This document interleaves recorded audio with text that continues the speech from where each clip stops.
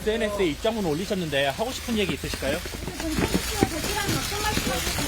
출국 금지 사실 알고 계셨나요? 본인을 고소한 학부모에게 한마디 해주세요.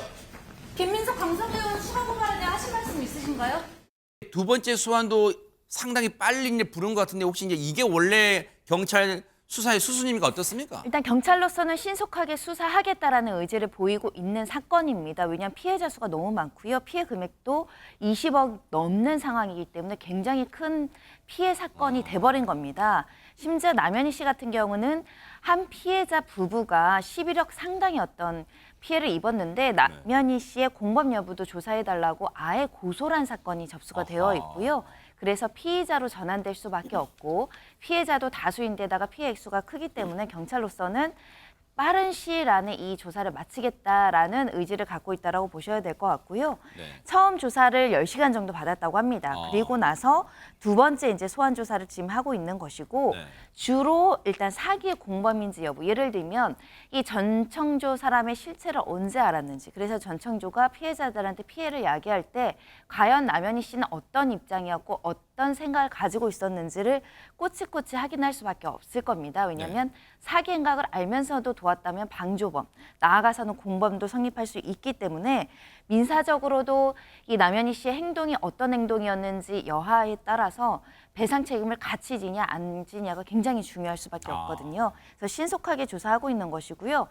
저는 유무죄를 단정하기는 어려운데 예를 들면 가장에서 조금이라도 공범의 여지가 있다. 일부 피해자에 한해서는 그런 피해액이 지금 11억도 아니고요. 5천, 7천만 남아도 구속영장 신청해야 되는 사안이거든요. 그러다 보니까 혹시 모르게 만약에 혐의 사실 인정될 가능성이 있으면 신병합보도 신속하게 필요하고요. 그래서 지금 조사를 굉장히 짧은 텀이지만 잡은 것으로 보이고 남현희 씨도 내가 신속하게 수사 협조 다 하겠다라는 입장을 보였기 때문에 신속한 조사가 가능했습니다. 전청조와 남현희 씨가 대질 조사가 이루어질 가능성에 초미의 관심이 쏠렸어요. 그런데 백성원 변호사님, 대질 조사라면 경찰 딱 봤을 때 대질 조사 물어본다. 이건 전청조가 거짓말. 이건 남현희 씨가 거짓말. 이렇게 밝혀낼 수 있어요? 두 사람 각자의 이야기. 오늘 여기서 그럼 결국 이건 남현희 씨가 맞습니다. 이건 전청조가 맞습니다. 이렇게 양 당사자가 타협이 되겠습니까? 안 되죠. 그렇기 때문에 결국 객관적 증거를 기초로 해서 누구 진술이 더 맞는지 부합하는지를 확인하는 작업이라고 봐야 될 것 같고 일단 지금 너무 논란이 많잖아요.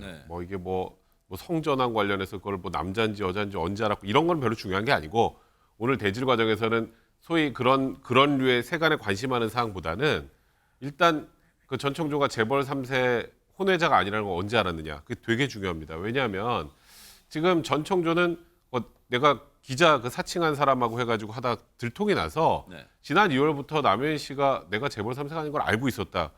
그럼 신분이 아니라는 걸 알고 있었으면 그 뒤에 사기의 공범이다가 가로하고 포함되어 있는 거거든요. 전청조의 주장은.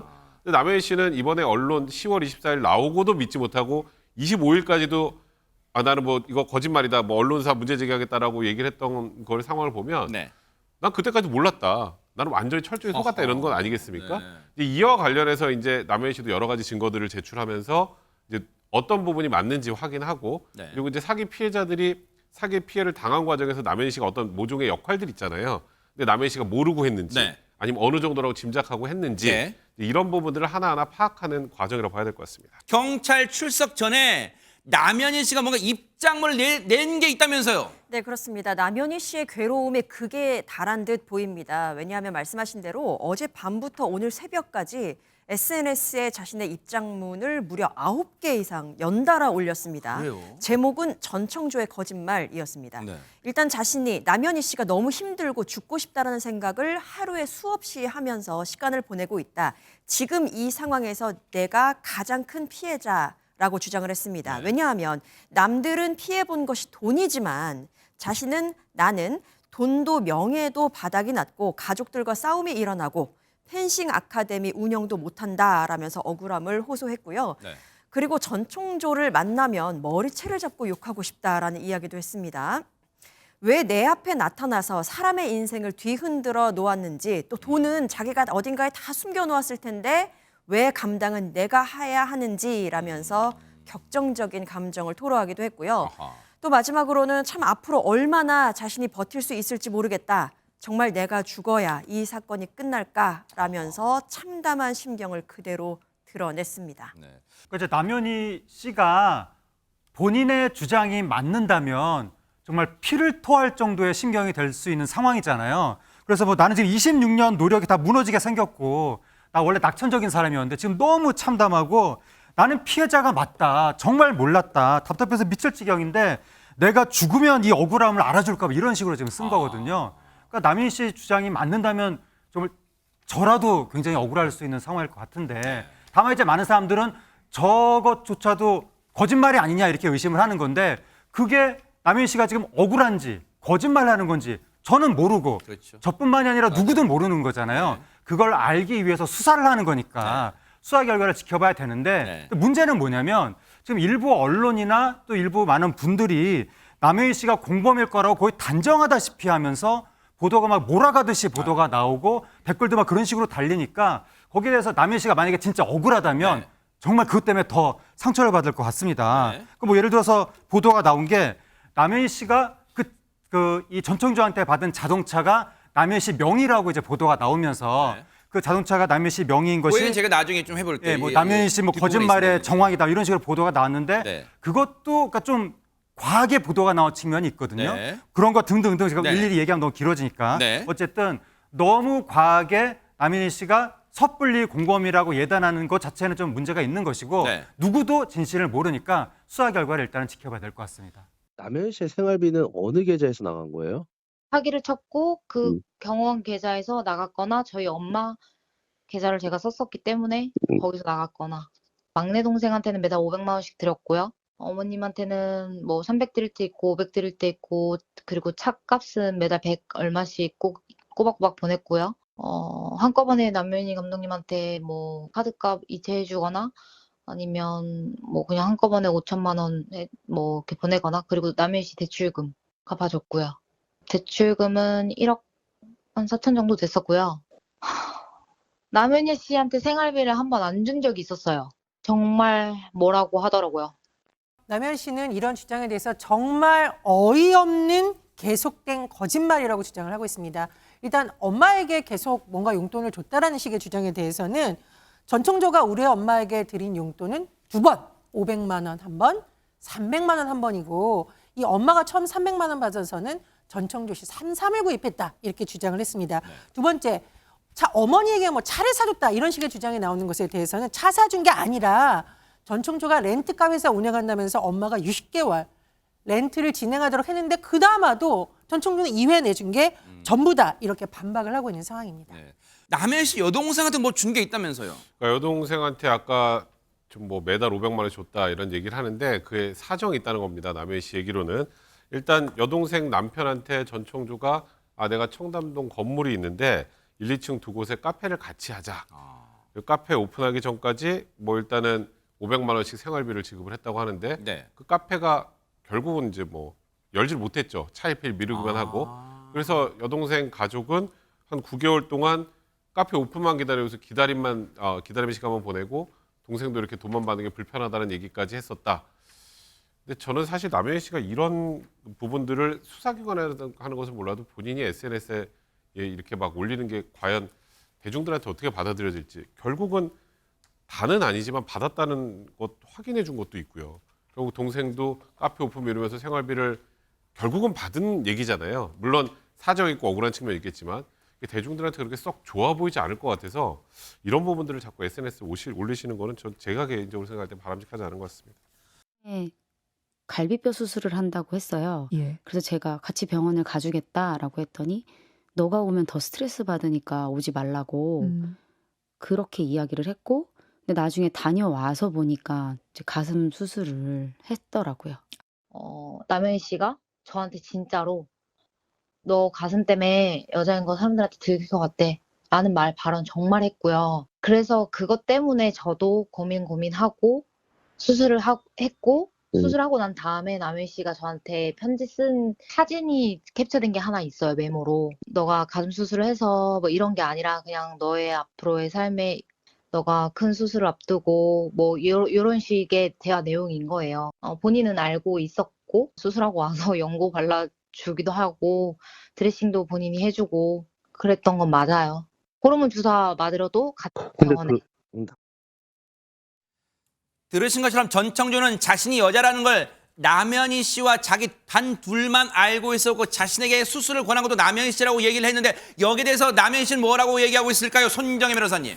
일단 남현희 씨는 지금 전 씨가 이야기하는 것처럼 내가 가슴 수술을 권하거나 강제하지 않았다라고 주장하고 있습니다. 왜냐하면 남현희 씨는 여성이었지만 그 성전환 수술을 통해서 남성으로 알고 있었고 주민등록증도 1로 시작하는 것을 보여준 적이 있다라고 주장을 했고요. 특히 10월 25일까지 그러니까 남성으로 알고 있었다는 주장을 해왔기 때문에 그런데 내가 여자로서 들키면 안 되니까 가슴 수술하라. 이게 굉장히 모순적이고 배치가 되잖아요. 그런 상황이라고 이야기를 하면서 일단은 이 갈비뼈 수술을 한다고 해서 난 그런 줄 알았고 실제 며칠 뒤에 수술하고 왔는데 가슴 수술해서 본인도 당황을 했다라는 겁니다. 그래서 혼자 드레싱하는 뒷모습을 보고 도와주려다가 상처 보고 걱정돼서 약을 발라준 사실은 있다. 이렇게 이제 이야기를 하고 있는 것인데요.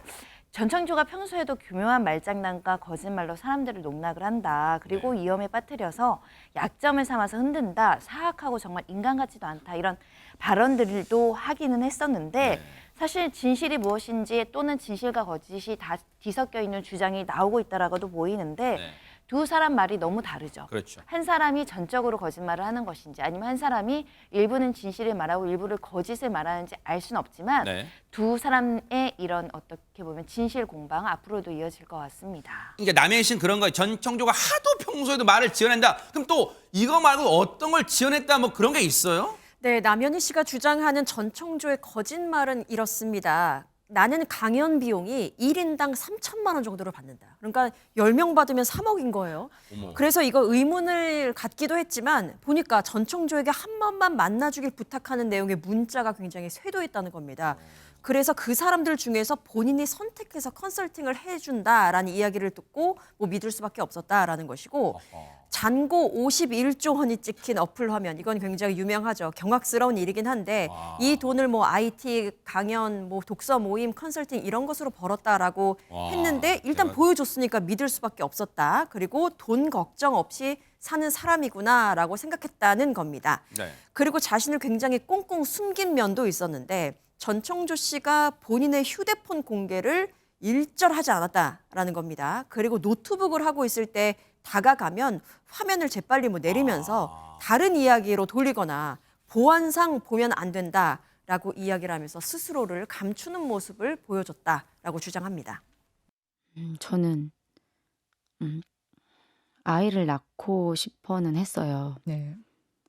그런데 이제 전청조를 만나게 된 거고 또 전청조 또한 아이를 낳고 싶다. 파라다이스에 뭐 물려주고 자식을 물려주고 싶다 했었어요. 근데 또 다른 가정을 이루는 단계였기 때문에 그래서 또 아이를 낳고 싶고 좋은 가정을 이루고 싶었던 부분이 있어서 또 제가 나이가 많으니까 노산이잖아요.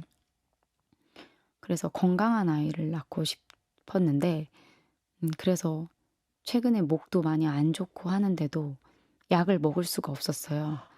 근데 지금 알고 보니까 이제 여자였던 거니까 그리고 임신이 아니었던 거니까. 아니 그러니까 이 얘기를 들어보면 하지는 펴는 거지. 그러니까 전청조가 이렇게 틀어지고 이제 이 지경까지 되기 직전까지는 남현희 씨는 자기가 임신을 할 수 있었다고 믿었던 거 아니에요 지금? 그렇게 그러한 이제 정황이 나왔다고 하는 건데요. 그러니까 이제 대중이 남현희 씨한테 이제 가장 의심을 한 두 가지 근본적인 포인트가 뭐냐면 사업까지 하는 분이 어떻게 재벌 3세 거짓말을 그렇게 쉽게 믿었느냐 그거 하나하고 그다음에 아이까지 출산한 그 경험이 있는 엄마이면서 스포츠 생리학을 배운 운동선수 출신이 어떻게 임신과 관련해서 속을 수가 있느냐 이 두 포인트인데 특히 임신과 관련해서 지금 남현희 씨가 이야기하는 것은 이야기뿐만이 아니라 이게 한 매체에서 메시지를 보도를 한 거예요. 그 메시지를 보니까 바로 지난달까지 남현희 씨가 자기가 임신한 걸로 진짜 믿었던 걸로 보인다. 그 정황상 그게 나온 건데 그 메시지를 보면 이건가 봐요. 10월 3일자에 전청조가 속은 어때? 임신한 게 와다? 막 이렇게 물어보는 거예요. 남현 씨가 속 괜찮아. 근데 어제부터 또 먹어. 막 그러면서 전 청주가 계속 임신한 거 변화가 느껴지냐고 물어보니까 남현 씨가 이전까지 속이 안 좋은 거랑 2일 전부터 먹는 거랑 보면 맞는 것 같기도 한데 뭐 테스트가 그렇게 나오니까 뭐 이런 식으로 막 남현 씨는 믿는 것 같기도 하고 살짝 헷갈리는 것 같기도 하고 왔다 갔다 하는 거예요. 그리고 또 놀라운 게 뭐냐면 지난달에도 이렇게 믿었을 뿐만이 아니라 지난 3월 달에도 자기가 임신했다고 믿은 걸로 메시지에 나오는 거예요. 임신했다고 2번 믿은 걸로 나오는 겁니다.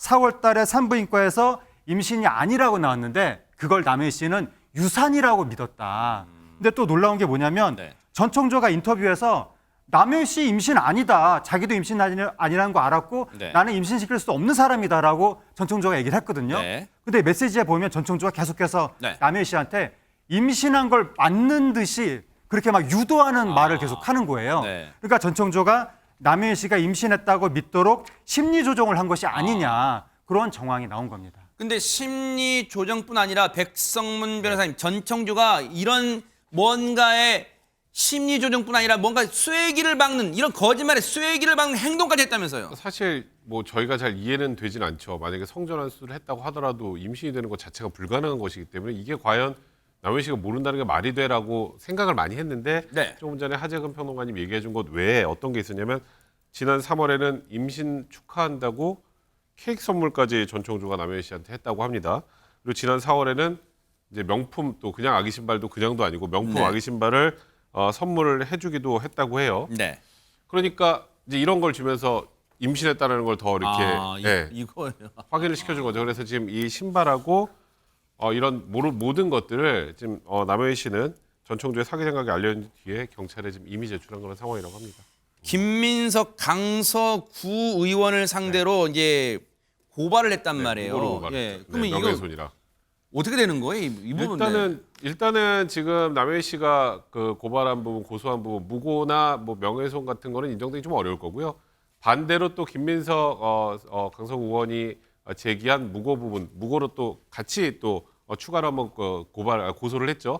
그 부분도 인정이 되기 어려울 텐데 또 고소했습니다 이번에. 또요? 이번에는 절도죄. 어머? 남현 씨가 절도를 했다. 어머? 그리고 또 하나는 정보통신망법 위반 이 두 가지로 또 고소를 했는데 저 고소 내용을 제가 보니까 네. 죄는 저 혐의로 고발했지만 결국 남현 씨가 증거인멸을 시도하고 있다. 이런 취지의 주장입니다. 그러니까 일단은 지금 뭐 전청조의 그 클라우드로 들어가서 본인 관련돼 있는 증거들을 삭제하고 있다는 의혹이 있으니까 그 부분 확인해 달라. 또 하나는 지금 우리가 소위 말하는 전청조의 세컨폰, 네. 또 노트북 네. 이 부분을 남현 씨가 갖고 있다고 하는데 그거 절도다. 네. 그것도 증거인멸하려고 하는 거다. 네. 이런 취지의 주장입니다.